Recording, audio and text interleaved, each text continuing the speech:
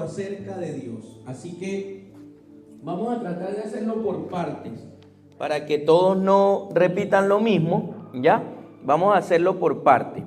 Escuchen, mis hermanos adultos, ¿ya? Y les hago la pregunta a los niños, La teología propia, ¿verdad? Ustedes la conocen bajo el título de... No, Cristología vamos a ver hoy. ¿Cómo le pusimos nosotros a la segunda unidad? A la autorrevelación de Cristo. Ajá, ahora fuerte todo, pues. A la cuenta de 1, 2, 3 para que escuchen los hermanos. ¿Cómo se llama? La autorrevelación de Dios. La autorrevelación de Dios. Eso es, usted no conoció a Dios, Dios se autorreveló a usted. Si Él no hubiese querido que usted le conociera, usted nunca hubiese sabido que Dios existía. Dios se autorreveló. A ver, chiquillos, con voz fuerte todo. ¿Cómo se autorreveló Dios? ¿En qué manera?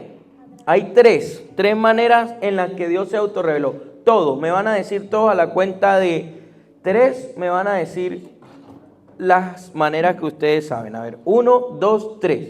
Por medio de la creación, en la Biblia y por medio de Jesucristo. Exactamente. A eso se le llama la revelación especial de Dios, es Jesucristo y es la palabra, y la revelación natural, que es a través de la creación. Sustento bíblico para eso está en Romanos, ¿verdad? Pero también los salmos dicen que los cielos cuentan la gloria de Dios y el firmamento anuncian la obra de sus manos. Dios quiso que ustedes le conocieran en la naturaleza, pero también se reveló a través de la palabra y por último de manera especial a través de Jesucristo, que es la imagen visible de Dios. Muy bien, mis niños, tenemos ahora una manera de ver a Dios en tres partes, ¿verdad? Conocimos 3 partes de Dios. ¿Será que ustedes se acuerdan cuáles son? Díganme una. La primera que vimos, ¿cuál es? Todo. Su esencia. Su esencia. La segunda. Su naturaleza. Y la tercera. Su carácter. En esa manera todo ser humano puede ver a Dios. ¿Ve? En su esencia, que es lo que Dios es. En su carácter, que es la manera en la que Dios se revela a todos nosotros. A ver, ¿verdad? Y ahora vamos a pedirle algunos ejemplos de su esencia. Para ustedes, ¿qué es la esencia de Dios? Me van a decir una solita cada uno sin repetirla. Para ti, ¿qué características tiene la esencia de Dios? Infinito. ¿Ya? ¿Es infinito? ¿Para ti? Lo dijo desde adentro. A ver, ¿para ti? Mi amor, perdón. ¿Para ti cuál es? Una. Único. ¿Es único, infinito, único?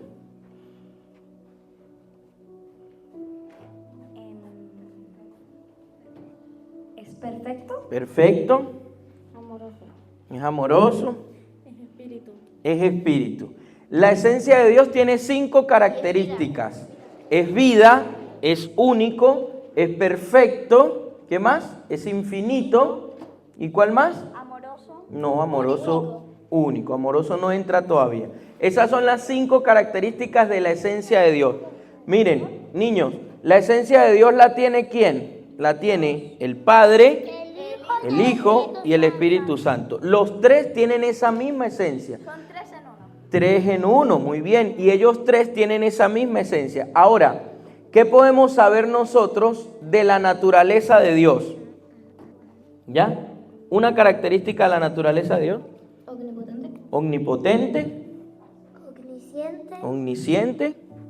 Omnipresente. Omnipresente. Inmutable. Inmutable. Ahí hay 4 características de la naturaleza de Dios. Omnisciente, omnipresente, inmutable. Ahora, niños, ¿alguno se acuerda para explicarle a todos? Divídanme la palabra ovni. Omnipotente. ¿Alguien que me explique cómo podemos saber qué es omnipotente? Omnipotente, omni es de...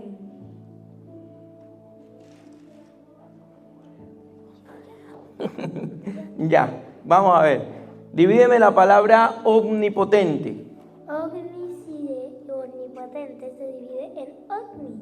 Ovni significa todo y potente puede. Todo lo puede. Todo lo puede. Esa para todas aplica la misma. La palabra omni significa todo, ¿verdad? Y bueno, omnipresente está en todo lugar, omnipotente todo lo puede, omnisciente todo lo sabe. Pero si alguno de ustedes cree que la palabra ovni es extraterrestres, ¿cuál es la diferencia entre el ovni que usan para extraterrestres y el ovni que usa la Biblia? El ovni de extraterrestres va con B pequeña, y el ovni va con M. El ovni de la Biblia es con M y el ovni de extraterrestre es con B. Y el ovni de extraterrestres, O de objeto, B es de volador y N es de no identificado. Ya, esa es una buena explicación porque los niños pudieran pensar, ovni, ¿será que es el mismo ovni de extraterrestre? No, el ovni extraterrestre es objeto volador no identificado y el de la Biblia es una palabra ¿de qué idioma? Del griego. Del idioma griego que significa todo. Muy bien, muy bien. Muy bien, buena explicación. ¿Y qué podemos decir del carácter de Dios? Enumeren varias, fuerte. Bondadoso, amoroso, fiel, justo, ¿verdad? Verdadero. Esas son el carácter de Dios, cómo se presenta Dios. Así los niños de este proyecto educativo Mahanaim pudieron ver su primera unidad acerca de Dios. Ya, muchas gracias, pequeños. Gracias por su ayuda en esta noche. Dios les bendiga a todos ustedes. Muy bien. Ellos también saben cómo se está conformado el ser humano. Ellos saben que el ser humano está conformado por una mente, por un sistema de emociones que es el alma y por la capacidad de decidir que es la voluntad. Muy bien. Ahora, estamos aquí en Cristología, ¿ya?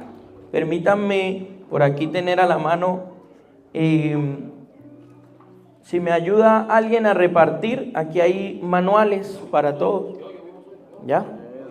Si no alcanzan, pues aguantan unos por familia ahí.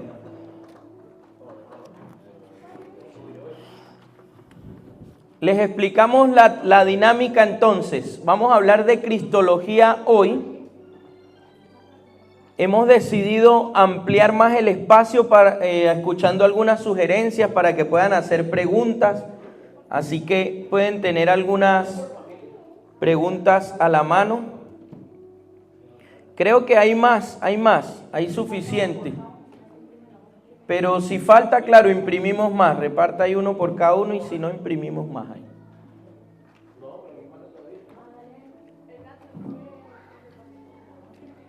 ¿Ya? Bueno.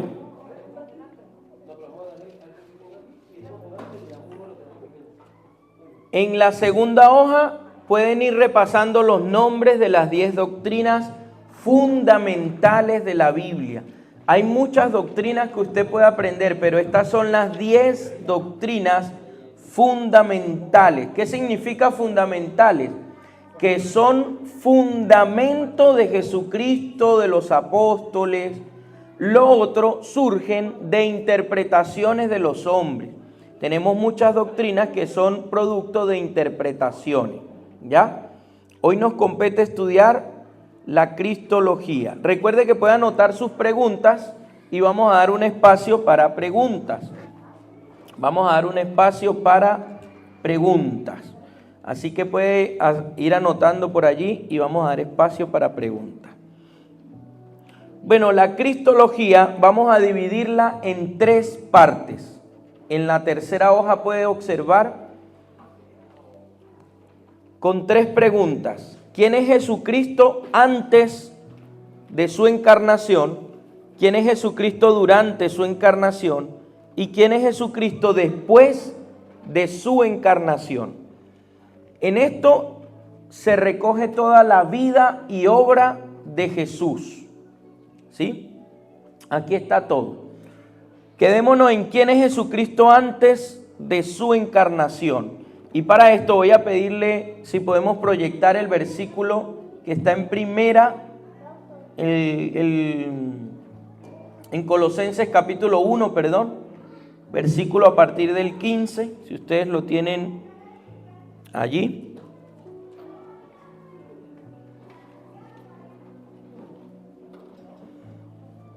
¿Me avisan cuando esté allí?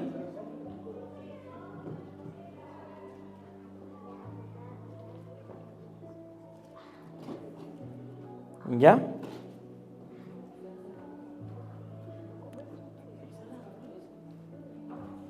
¿Me avisan cuando esté allí?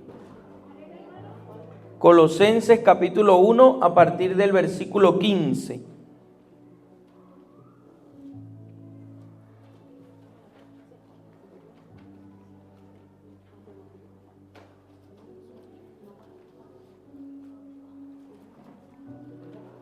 ¿Ya?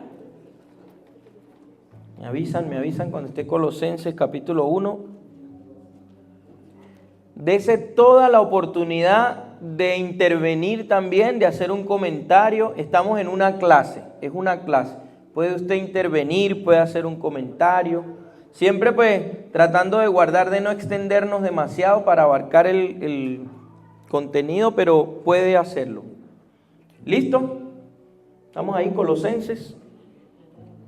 Vamos a dar inicio leyendo Colosenses capítulo 1 del 15 al 20. Amén. Dice, Él es la imagen del Dios invisible, el primogénito de toda creación, porque en Él fueron creadas todas las cosas, las que hay en los cielos y las que hay en la tierra, visibles e invisibles, sean tronos, sean dominios, sean principados, sean potestades.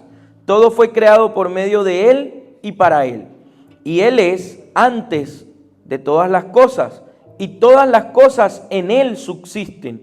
Y Él es la cabeza del cuerpo, que es la iglesia, el que es principio, el primogénito de entre los muertos, para que en todo tenga la preeminencia, por cuanto agradó al Padre que en Él habitase toda plenitud, y por medio de Él reconciliar consigo todas las cosas, así las que están en la tierra como las que están en los cielos, haciendo la paz mediante la sangre de su cruz. ¿Qué tal ese extracto? Es bastante amplio para hablar de Jesucristo. Toca las tres etapas en las que podemos nosotros conocer a Jesús: antes de su encarnación, durante su encarnación y después de su encarnación. ¿Ya? ¿Alguien tiene alguna duda muy relevante acerca de Jesucristo? ¿No? Nadie se ha hecho ninguna pregunta en el tiempo, desde que conoce a Dios, ninguna pregunta muy relevante acerca de Jesucristo. ¿No? Ok, continuamos. Entonces, antes de su encarnación, ¿qué es encarnación? En el momento que se hizo carne y habitó en medio de nosotros, lo que refleja la Biblia. Antes de su encarnación, la Biblia nos asegura que Él es Dios.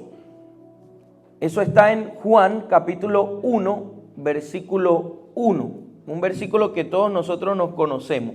Dice, en el principio era el verbo, y el verbo era con Dios, y el verbo era Dios.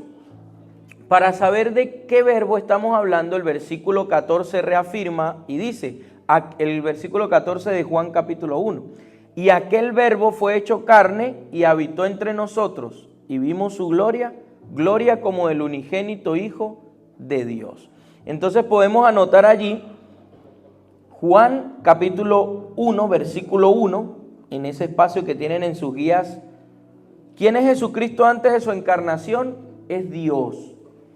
¿Por qué es importante decirle esto? Usted dirá, hermano, pero esto lo sabemos nosotros.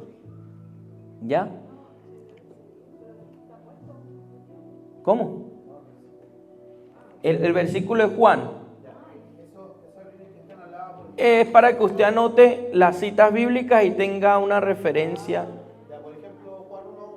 Sí, sí. Claro, claro. Ahí para que ustedes puedan saber. Claro, porque el versículo dice que Él es el verbo y el verbo era con Dios y el verbo era Dios. Es una manera, les quiero, por esto se llaman doctrinas fundamentales, porque están explícitas, están de manera claras en la Biblia, ¿ves? No hay que hacer un estudio de repente teológico, interpretativo. Hay cosas que la Biblia las deja así puntuales. Eso son doctrinas fundamentales. Ponernos a buscarle las 4 patas al gato para negar que Jesucristo es Dios es contradecir totalmente lo que está dicho de manera clara. El verbo era Dios. Y Juan 1:14 entonces le dice quién es ese verbo. ¿Sabe también quién era Jesucristo antes de su encarnación? Ahí en ese espacio dice, es creador. Es creador. ¿De dónde podemos tomar que Jesucristo es creador? Estamos aquí en Colosenses, capítulo 1, a partir del versículo 15 en adelante. ¿Ya? El versículo 16 de Colosenses capítulo 1 dice, porque en Él fueron creadas todas las cosas, las que hay en los cielos y las que hay en la tierra, visibles e invisibles, sean tronos, sean dominios, sean principados, sean potestades, todo fue creado por medio de Él y para Él. Colosenses capítulo 1 versículo 16. Jesucristo antes de la encarnación es creador. Nadie se preguntará, ¿y el Padre entonces qué estaba haciendo? Yo antes pensaba eso, yo antes pensaba que Dios había creado todo, que Jesucristo solo vino a morir por nosotros y el Espíritu Santo nos consolaba. Pero la Biblia expresa que Jesús es el verbo de Dios. Verbo es la palabra logos en el idioma griego y es de donde viene, ¿verdad? Esta palabra conocimiento puede salir de logos. La palabra también implica acción, como nosotros en el castellano conocemos verbo, que el verbo demuestra la acción que está realizando el sujeto, ¿verdad? Entonces, Jesucristo como creador actúa ejecutando la orden de Dios. Algunos dicen o pueden imaginarlo así, Dios hablando, sea hecha la luz y Jesucristo haciendo la luz. Sean hechas los cielos y Jesucristo haciendo los cielos. La Biblia denota que Jesucristo creó todo lo que existe. Todo, todo, todo. ¿Por qué es importante saber esto? Porque si en algún momento usted se consigue con alguien que le dice, hermano, disculpe, pero ¿sabe qué? Jesucristo fue creado. Hermano, Jesucristo es creado por Dios. Jesucristo no es Dios. Sí, murió por nosotros, es nuestro Redentor, pero a Él lo creó Dios. Y de repente le cita un versículo como este que diga, Él es el primogénito de toda creación. ¿Qué entiende usted por la palabra primogénito? El primero, ¿verdad? Y si no me equivoco, Colosenses aquí lo dice. Ya se lo vamos a buscar. El versículo 18 de Colosenses dice, y Él es la cabeza del cuerpo que es la iglesia, el que es el principio, el primogénito de entre los muertos. No. Bueno, aquí no está. Pero hay un versículo que dice que Él es el primogénito de toda la creación. Y algunos usan eso para decir, no, un momento, la Biblia me dice a mí que Jesús es el primero de todo lo creado. Existió antes que la tierra, existió antes que los ángeles, pero la Biblia dice que Él es creación. ¿Quiénes sostienen esto? Los testigos de Jehová, los mormones, son sectas que sostienen esto. Pero no solo ellos. En el en el año 350, 400, del 350 al 450 después de Cristo, la iglesia sufrió una expansión de doctrinas como esta, que Jesucristo era creado, que Jesucristo era un hombre, pero no tenía divinidad, pudo cumplir la ley, pudo cumplir con todo, pero no era divino. Existieron doctrinas como que Dios poseyó a un hombre y como un endemoniado, bueno, pero así se le metió fue Dios y actuó, hizo y dijo. Estas doctrinas, hay uno muy famoso llamado Arrio, es uno de los que enseñaba una de estas herejías, Arrio, pero también está dos más que se me fueron, uno se llama Eustico, algo así, Eustiquio, eran tres. Y para detener esto, se dieron esfuerzos gigantescos en concilios. ¿Qué eran concilios? Convocaban, por decir como ahora que nosotros llamemos a todas las iglesias cercanas de Villa Alemana y las reunamos aquí y digamos, hermanos, estamos reuniéndonos aquí para determinar qué vamos a creer nosotros acerca de Jesucristo.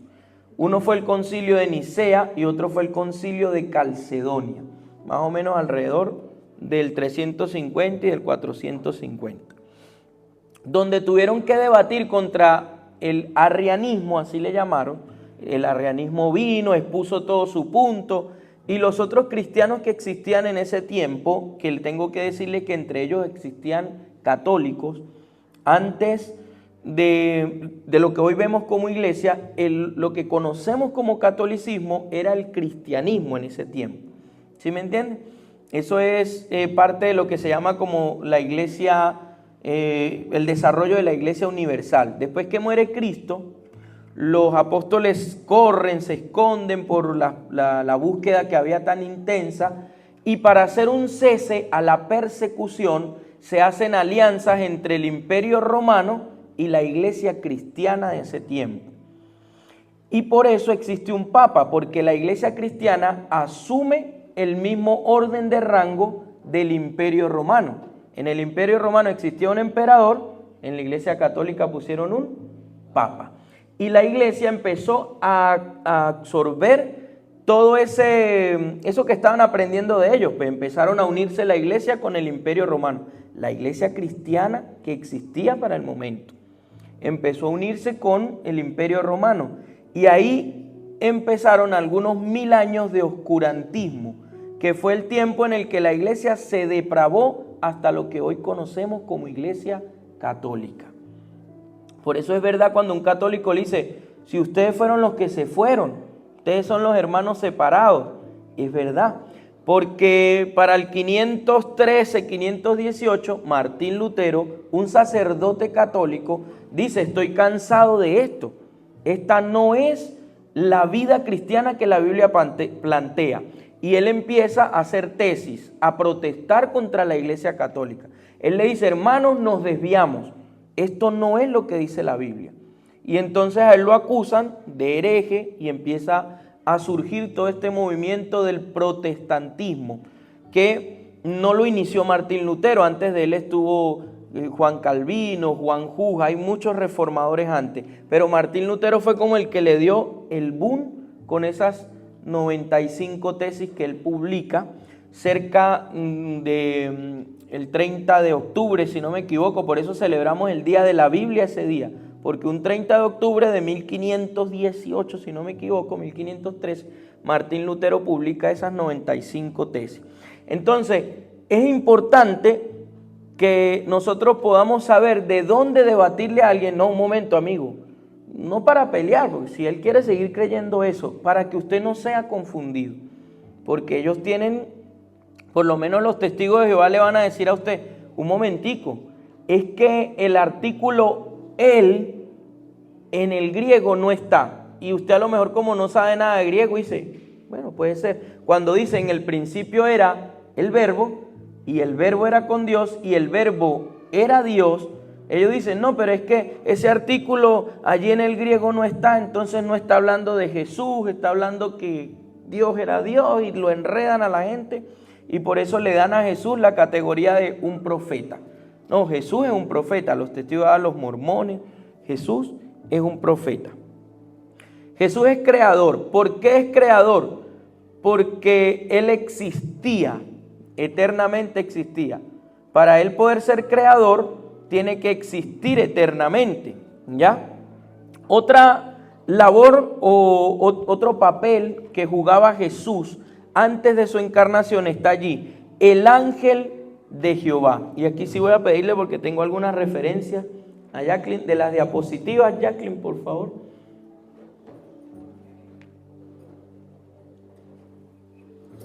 ¿Ustedes han leído el Antiguo Testamento? ¿Han escuchado ese término, el ángel de Jehová? ¿Sí? Ese término aparece mucho en el Antiguo Testamento, el ángel de Jehová. Ya, me avisa cuando estén allí las diapositivas. Vamos a ver algunas referencias, aunque ustedes ya lo han escuchado, algunas referencias del ángel de Jehová. Se van, se vienen. Ahí están, ¿ya?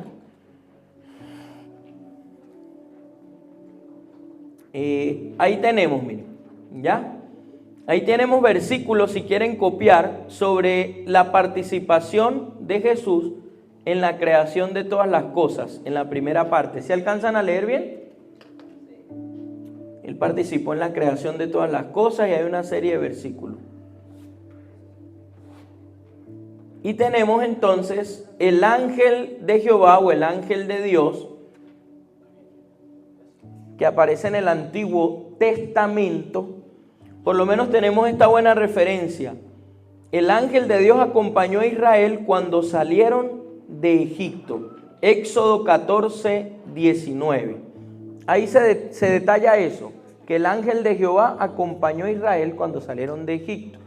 Pero ¿cómo sabemos que era Cristo? Porque luego viene Primera de Corintios, Pablo en su carta Primera a los Corintios, capítulo 10, versículo 4, y dice que esa piedra que acompañó a Israel era Cristo.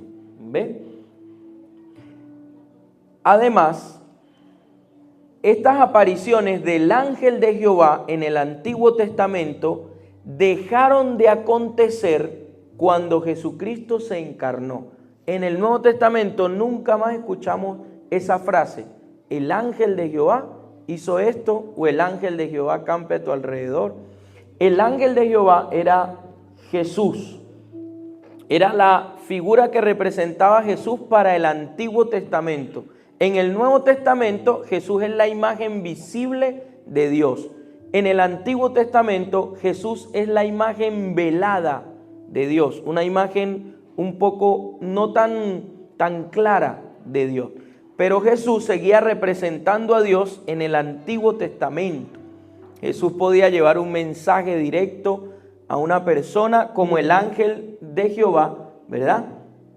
Abajo tenemos muchas referencias más. Muchas veces actuó como mensajero a varias personas. Génesis 16, del 7 al 14, 22, 11. Guió y protegió a Israel, Éxodo 14, 19, en Segunda de Reyes 19, 35. Fue el instrumento de juicio sobre Israel cuando Dios mandó una pestilencia, Primera de Crónicas 21. Y fue el agente de refrigerio para Elías en Primera de Reyes 19, 5 al 7. ¿Por qué es importante esto? Porque de repente usted dirá, ¿quién es el ángel de Jehová? ¿Quién es ese ángel de Jehová del que habla el Antiguo Testamento? Es una función que cumplía Jesús antes de su encarnación. Como todavía no tenía cuerpo, ¿verdad? No podía ser visible para la gente del Antiguo Testamento. Y podía entonces funcionar como un ángel, tomando esa apariencia, esa forma de ángel. Dios siempre ha estado interesado en que Jesús le represente aquí en la tierra. Y además, ¿quién es Jesús antes de su encarnación? Es el eterno Hijo. ¿Qué significa el eterno Hijo? Desde siempre ha estado establecido el papel de que Jesús sea el representante de Dios en la tierra. Esto quiere decir que Jesús no se convierte en hijo de Dios cuando es encarnado. O sea, cuando es engendrado en María, no es desde allí que Él es el Hijo de Dios. Es desde la eternidad que Él ya tiene establecida esta función de ser el Hijo de Dios. Una manera de ver esto está en Génesis, cuando en Génesis se relata este incidente entre la serpiente y Adán y Eva. Hay un momento en que Dios le está dictando sentencia a... Bienvenidos. Hay un momento en el que Dios le está dictando sentencia a Eva, a Adán y a la serpiente. O sea, las consecuencias del error de cada uno.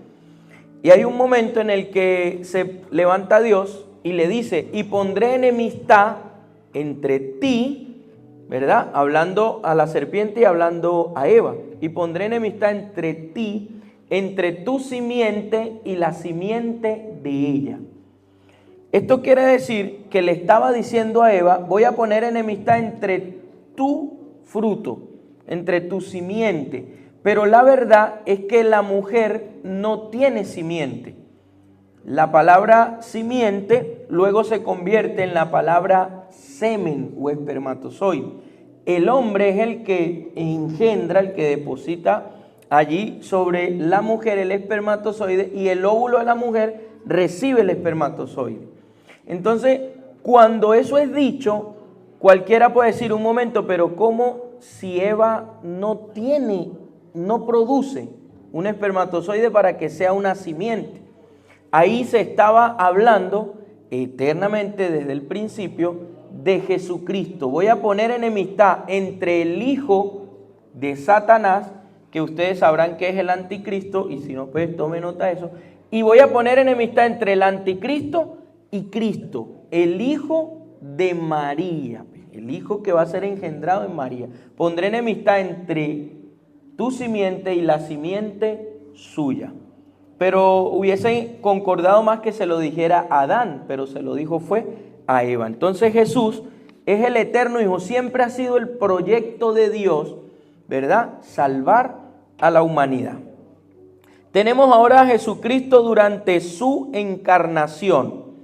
En su hoja va a ver usted que dice, es 100% Dios y 100% hombre. ¿Alguien tiene idea de lo que pueda significar eso? Jesús, durante su encarnación, es 100% Dios y 100% hombre. ¿Uno solo? A ver, ¿alguien más? ¿Alguna idea de lo que pueda significar esto? ¿Vale?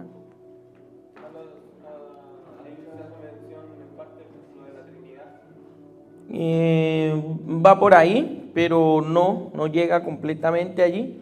Jesús es 100% Dios, 100% hombre. Muy bien, ajá. Habla también de que por lo menos es nacido de una mujer humana, ¿sí? Pero también representa la eternidad de Dios. Exactamente. Por ahí vamos. En Jesús, esto es lo que le decíamos hace rato de las herejías que habían en el 450, que algunos decían, no, es que Dios poseyó a un hombre y por eso es que pudo vivir como Dios. Pero lo que aquí acontece realmente es que en Jesucristo existen, subsisten, cohabitan o habitan la entera naturaleza y divinidad de Dios y la entera naturaleza humana. Estas no se contraponen entre sí. No es como pasa con nosotros, que la carne se opone al espíritu y el espíritu se opone a la carne. En Jesús no se contraponen entre sí. Escucha otra cosa que no pasa, no se mezclan. La naturaleza divina no se mezcla, y de la naturaleza divina y de la naturaleza humana se mezcló y se hizo una nueva naturaleza. No, existen las dos naturalezas. ¿Cómo pudo haber pasado una cosa como esta? Tenemos que seguir observando ese ejemplo de María y creo que estamos por ahí, a ver si vamos a avanzar hasta Lucas. Avancemos una más, por favor, Jacqueline. Ahí estaría bien. Todos ustedes van a recordar y a conocer, en Lucas capítulo 1, versículo 31, se le está hablando a María del nacimiento de Jesús. Y miren esto, cuando Gabriel le anunció a María que ella iba a concebir al Mesías, ella alegó que necesitaría un esposo. Era lo normal. Tú me estás diciendo que voy a tener un hijo, pero María no tenía esposo. Le está diciendo, un momentico, Ángel, esto es una locura. Yo no conozco varón. Eso es conocer, significa yo no he tenido relaciones sexuales con hombre. Entonces, ¿cómo voy a concebir un hijo si no tengo relaciones sexuales con ningún hombre? La respuesta del ángel en esencia fue, no necesitarás un esposo porque el Espíritu vendrá sobre ti y el poder del Altísimo te cubrirá con su sombra. La afirmación enfatiza más el hecho de la generación divina del niño que el método. ¿Cuál fue el método? No nos vamos a poner a averiguar cuál fue el método. Si fue inseminada divinamente, artificialmente. Los métodos no es lo que quiere la Biblia resaltar, porque es milagro de Dios. ¿Cómo fue? No sabemos, pero lo que la Biblia sí resalta es la generación divina de Jesús dentro de María. María era prometida de José. Eso es lo que la Biblia relata, dice, estando María desposada con José. Si usted lo lee, va a decir, estando María desposada con José. Y usted se va a ir y va a decir, bueno, pues usted me mintió. ¿Cómo si dice que está desposada con José? O sea, está casada. Pero no es así. El matrimonio hebreo tiene una connotación distinta al de nosotros. El matrimonio hebreo tiene algo que se llaman los desposorios. Los desposorios era el compromiso verbal de casarse, pero no era tener relaciones sexuales. Entonces, lo primero que celebraban era eso llamado los desposorios, que era el momento en que se hacían la promesa de que se iban a casar. Pero desde los desposorios hasta la boda había por lo menos un año de transcurso. Un año donde el hombre se iba a construir una casa, a habilitar todo para que cuando viniera la boda, él tuviera donde irse a vivir con la mujer. Entonces, el relato es que María estaba comprometida con José, pero no se habían casado todavía, no habían tenido relaciones sexuales. Hay una parte en la historia en la que usted va a ver que ellos tienen que huir. Cuando José se da cuenta que María está embarazada, ustedes si recuerdan, si no escuchen, ellos tienen que huir porque a María podían matarla, porque también era una costumbre que si la mujer en ese año que estaba esperando por el marido era encontrada que se acostaba con otro hombre, la guisaban a punta de piedra. El hombre podía venir a acusarla, la sacaban a la parte de afuera y la apedreaban hasta matarla.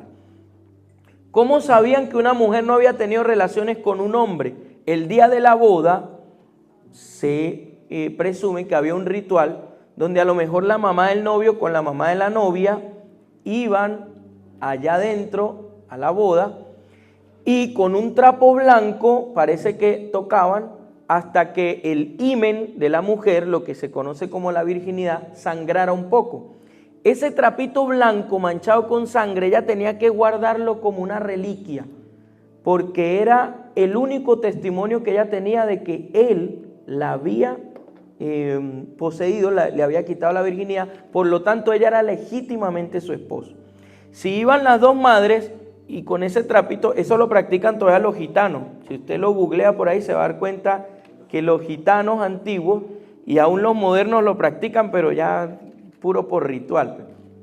Si descubrían que no había sangrado, entonces ellos podían darle carta de divorcio en ese momento, no completar las bodas del cordero, las bodas del novio.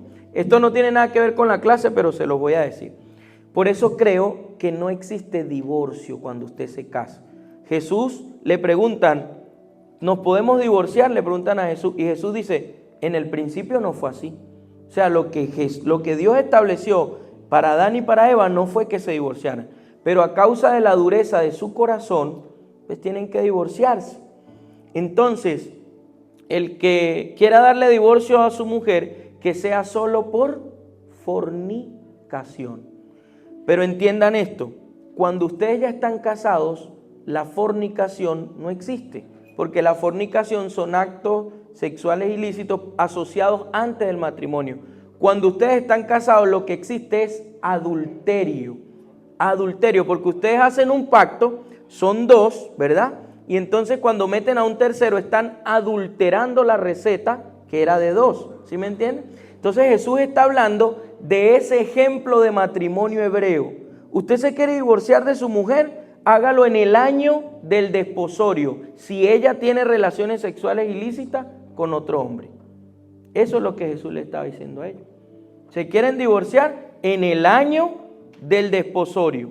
Si usted consigue que al hacerle la prueba del trapito blanco su mujer no era virgen, ahí usted le da carta de divorcio. Moisés le permitió que le dieran carta de divorcio por cualquier tontera, allá Moisés, pero él ratificó lo mismo que Dios estableció. Gracias. Él ratificó lo mismo que Dios estableció. Una vez unidos, no hay separación por el hombre. Entonces, ¿qué es lo que queda? Arreglar las cosas y eso. Pero bueno, eso es materia de otra clase. Entonces, 100% Dios, 100% hombre. La naturaleza humana de Jesús, ¿quién la aportó? ¿Quién aportó la naturaleza humana de Jesús? María. ¿Por qué? Porque hoy la ciencia sí nos permite saber que la mujer aporta un 50% de la conformación genética de un ser humano ahí en el óvulo. Y el otro 50% lo aporta el espermatozoide del hombre. Los dos se juntan y forman una naturaleza, ¿verdad? Una sola. Pero en este caso no hay mezcla de las naturalezas. Jesucristo tiene el 100% de la naturaleza divina y el 100% de la naturaleza humana solo de María. ¿Por qué era necesario que Jesús fuese así? ¿Por qué no fue engendrado por José? Y nos hubiéramos ahorrado tanto rollo. Hubiese sido engendrado por José, por María y listo, era el sacrificio o era el Cordero de Dios. ¿Por qué no fue engendrado por José? Hay una respuesta para eso. El Cordero que iba a quitar el pecado del mundo tenía que ser santo. Si José hubiese engendrado a Jesús, hubiese Jesús heredado el pecado original que llamamos, ¿verdad? El pecado que todos vamos traspasando de uno a otro. Esto, si no lo sabía, también es bueno aclararlo. El pecado se traspasa al engendrar a un hijo. Al darle tu naturaleza genética pecaminosa, porque no solo tú aportas genes, ¿qué más le aportamos nosotros a los chamos? Hay cosas que no son totalmente genéticas, ¿sí? Hay cosas que no se ven, ¿como qué? Como el carácter, el temperamento. ¿Sí? ¿Por qué el niño salió tan peleón, tan peleona? Eso va dentro del aporte que tú haces, de tu 50% y el 50% de la mujer. Entonces, el pecado se transmite de esa manera. Al engendrar un hijo, ya viene con ese pecado. Si José hubiese engendrado a Jesús, hubiese venido con el pecado, ya Jesús no fuera puro y sin manchas. Por eso era necesario que Jesús fuese engendrado por Dios. Por Dios. ¿Quién tiene la simiente? El hombre. ¿Quién transmite esa parte pecaminosa? El hombre la transmite. Entonces por eso sacamos a José del juego. Dios hace un milagro sobrenatural que no sabemos cómo ni le vamos a poder explicar aquí, ¿verdad? Cómo fue. Lo importante es entender que el Espíritu Santo vino sobre María y llamémosle así. Él fecundó el óvulo de María. ¿Quién lo fecundó? El Espíritu Santo. Físicamente no fue. No entró espermatozoide físicamente ese óvulo. Fue un milagro total. Allí, dentro de María, como Dios hace muchos otros milagros, Él depositó la naturaleza divina de Dios en ese óvulo y empezó a crecer Jesucristo totalmente. Y cuando hablamos totalmente, como decía la hermana Luisa, totalmente. Algunos creen que Jesucristo no sufrió los dolores de la cruz, o como era Dios andaba por ahí, todo y tan igual como un ser humano, con hambre, con sueño, con llanto, con tristeza. Si me quiere preguntar a usted, hasta con temor un poquito. Tenemos el ejemplo más grande en el huerto de Getsemaní. La Biblia relata que Jesús estaba ahí y sudaba gotas de sangre. Ninguno de nosotros creo que nos ha acontecido algo así. Yo investigué y es algo que sí le puede pasar al ser humano. Hay un momento de muchísimo estrés y de muchísima tensión, pero una cosa impresionante de estrés y tensión que pueda vivir usted, y se van a romper, se van a dilatar los vasos que tiene usted en los poros. Se van a romper y usted va a empezar a botar como una agüita sangre. Eso es lo que pasó con Jesús en el huerto del Edén. Cuando la Biblia dice sudaba gotas de sangre, estaba a un nivel tan alto el estrés de lo que él sabía que le iba a pasar, que se rompieron esos pequeños vasitos y empezó por los poros a salir un agua sangre. Imagínense ya lo difícil que tuvo que haber sido ese día en el huerto de Getsemaní. Él le dijo: Señor, pasa de mí esta copa. ¿Por qué le dijo pasa de mí esta copa? Porque la Pascua que celebraban ellos, acuérdense que en Mateo se va a ver eso. Mateo es un evangelio escrito para los judíos. Por eso las palabras que usa Mateo son distintas a las de Lucas y distintas a las de Juan. Mateo es el que usa pasa de mí esta copa. Porque en la Pascua judía que celebraban cuando salen de Israel, Dios les manda a comerse un corderito con hierbas amargas, pero esa comida tenía un ritual, y entre el ritual habían unas copas de vino, y una copa de vino era derramada, y le llamaban la copa del dolor, la copa de la ira. Acuérdense que ellos estaban recordando lo que vivieron en Egipto como esclavos, toda la opresión que había en Egipto.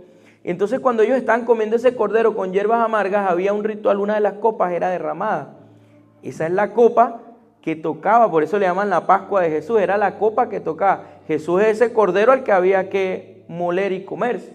Entonces él le dice: oye, la copa esta del dolor y de la ira, ¿será que no la podemos obviar? Pero al momento que le dice: pero que no se haga mi voluntad, que se haga la tuya. Si me preguntas a mí, si es por mí, yo no quiero que me den esa paliza que me van a dar mañana. Yo no quiero que me hagan eso. Mira cómo estoy. Pero si no hay para dónde más, yo vine a esto, yo estoy convencido de lo que estoy haciendo, yo me sujeto a ti. Si no es así, démosle para adelante. Entonces, totalmente humano, ¿ya? Ahora, hay otra cosa que hay que observar en esta encarnación de Jesucristo. ¿Cómo hace Dios para meterse en un cuerpo humano? Para suprimirse, resumirse, digámosle achicarse, no sé la palabra que usted tiene. Si la Biblia nos relata que Dios, como decían los niños, es eterno, es infinito, es grande, es poderoso, ¿cómo hace para meterse dentro de un cuerpo humano? A eso se le conoce como el despojo, ¿verdad? Cuando dice, no recuerdo ahora si es Tesalonicense, que dice, el cual no consideró ser igual a Dios como cosa que aferrarse, sino que se despojó de sí mismo. A eso se le conoce en griego como la kenosis de Cristo, ese vaciamiento de Él. Él, como puede hacer todo, milagrosamente decide suprimir, disminuir, condensar, concentrar, hasta inhibir momentáneamente parte de su gloria y de su edad para poder entrar en ese cuerpo humano. ¿Por qué? Porque Jesucristo también es omnipresente. Él está en todo lugar. Pero en el momento de su encarnación, ¿qué pasó? Ese poder, esa divinidad de poder estar en todo lugar tuvo que suprimirse para poder estar en el cuerpo humano donde estaba. Si quería ir al portón tenía que caminar ahora. Eso es parte de lo que Él tuvo que suprimir para poder estar aquí. Y a lo mejor usted Dirá, pero ¿eso qué tiene que ver? Oye, no hablemos de orgullo, pero pensemos en esto. Dejar un puesto tan alto para venirse al último lugar. ¿Cuántos? No sé, pongamos el ejemplo ahora, un presidente bien influyente, el presidente de los Estados Unidos, me imagino. Imagínese usted al presidente de los Estados Unidos diciendo, voy a dejar el puesto de ser presidente de los Estados Unidos, voy a salirme de la Casa Blanca y ahora me voy a ir a ser, no sé, taxista a lo mejor en Estados Unidos. Por eso es que la Biblia dice, se humilló hasta lo sumo. No hay un lugar más abajo que la humanidad. ¿Sí me entienden? Está Dios, están los ángeles, ¿y quién están? Los hombres. No hay un lugar más abajo de la humanidad. Descendió desde lo sumo y por eso la Biblia asegura también luego es exaltado nuevamente a lo sumo. Él tuvo que suprimir esa vida, tuvo que bajar desde allá y en cierta manera limitarse a este cuerpo humano. Ese es el nivel de amor que Jesucristo nos muestra en su encarnación. Porque, ¿será que Dios no nos pudo perdonar así, sin necesidad de que Jesucristo bajara? ¿Qué piensan ustedes? Sí, tenía que pagarse ese precio, esa es una razón principal. Pero ¿pudo haberlo hecho o no pudo haberlo hecho? De manera que Dios no diga, aquí le llamamos como de pituto, ¿será que entra? Vamos a pitutearlo a todos, le voy a perdonar ahí el error, ¿no? Es que Dios no podía sobrepasar de su justicia. Exactamente. Esa es la razón por la que tiene que despojarse de toda su gloria, humillarse hasta lo sumo y entrar en un cuerpo humano. No sé si alguna vez lo representé, lo voy a representar con un oficial, con un carabinero, alguien que puede poner una multa de tránsito, ¿ya? Comete una infracción de tránsito, me ve el carabinero, se acerca el carabinero y yo le suplico, le imploro y me dice, está bien amigo, lo voy a dejar ir, váyase. ¿Qué aconteció ahí? ¿Ah? Sí, hubo un perdón, pero hubo un perdón a través de una corrupción, porque el carabinero es en el quien confía toda la policía para que se cumpla la ley. Es en el quien confía todo un país para que la ley se cumpla. Entonces, si él me otorga un perdón y me dice, váyase, él está violentando su santidad, vamos a usar este término, su justicia. Él fue corrupto. Entonces, por esto es que Dios mismo muere. Les pongo ahora el mismo ejemplo de esta manera. Llega el carabinero y dice, amigo, usted rompió la ley. Oye, no tengo cómo pagar, perdóname, estoy incapacitado para pagar. Está bien, amigo. Aquí está el dinero para pagar la multa. Yo tengo que emitir una multa, pero tengo amor, tengo misericordia por ti. Y para yo no violentar la investidura que tengo y la confianza que tengo y lo que me fue impuesto, yo voy a desembolsillar mi dinero y te voy a dar el dinero para que vayas y pagues la multa. Eso es lo que está diciendo la hermana Luisa. Dios nos perdonó, pero no pasó por encima su santidad y su justicia. No fue corrupto él mismo. Ahora, mira el nivel. El carabinero se debe a una institución. Dios no se debía a nadie. Él pudo haber dicho, yo no tengo jefe arriba, yo no le estoy faltando a nadie. Pero si Dios hubiese hecho eso, ya no sería digno de nuestra confianza. Porque por una sola vez que él haya sido corrupto, cualquiera puede decir, lo va a volver a hacer.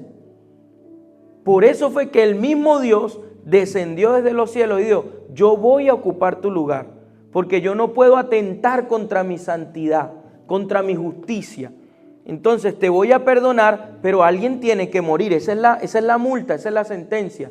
Pero como tengo misericordia de ti, ¿verdad? Yo voy a ocupar ese lugar y voy a morir por ti. Por eso es necesario que Cristo se haya encarnado, porque no podía venir un espíritu. Yo no me imagino un espíritu ahí, la gente flechándolo y no le pasaba nada y no sentía nada. tenía que ser un ser humano el que pagara por todos. Hay otro ejemplo más de la encarnación. Adán se describe en la Biblia, por Adán entró toda la muerte al mundo, dice la Biblia. Por un hombre entró la muerte al mundo. Por eso a Jesucristo se le da el título del segundo Adán, porque fue un hombre. Por eso es que Jesús es 100% hombre, fue un hombre el que ocupó el lugar para que ahora por la muerte de ese hombre entrara la vida nuevamente al mundo. Solo por Adán entró la muerte. Solo por Jesús entró nuevamente la vida a el mundo. Por eso era importante descifrar o hablar que Él es 100% Dios, 100% hombre. A ver, ¿tienen alguna pregunta hasta ahora? ¿Tienen alguna pregunta, no? Nada, ninguna. Se nos está acabando ya el tiempo. Ahí, ¿quién es Jesucristo durante su encarnación? Es profeta de Dios. ¿Qué significa esto? Aquí no vamos a darle un versículo, aquí solo vamos a decirle esto. ¿Qué hacía un profeta en el Antiguo Testamento? Los profetas daban la ley de Dios, daban las palabras de Dios. Un profeta era un hombre al que Dios escogía y le hablaba a él directamente y le decía: amigo, va y llévele este mensaje al pueblo de Israel. Y el profeta salía y decía: así dice el Señor, y emitía la palabra. Jesucristo es un profeta para nosotros, no como lo plantean los testigos de Jehová, los adventistas, para quitarle la divinidad, sino en este punto. Jesucristo vino a darnos la ley verdadera de Dios. ¿Ya? ¿Qué es Jesucristo durante su encarnación? Sí, ahí estamos, ya pasamos por ahí. Jesucristo vino a darnos la ley verdadera de Dios. ¿Cuál fue la ley que Jesucristo nos dio acerca de Dios? Esto viene ahorita, todavía no estamos aquí. ¿Cuál es la ley que Jesús vino a darnos de Dios? Él resumió la ley en dos: amar a Dios por encima de todas las cosas y amar al prójimo como a ti mismo. Ese fue el mensaje que Dios le envió a darnos a nosotros. Ahora, en su guía también dice que Jesús es el sacerdote de la humanidad. Ese es un trabajo que cumple durante su encarnación con la redención, con haber muerto en la cruz. Les explico por qué. Perdón.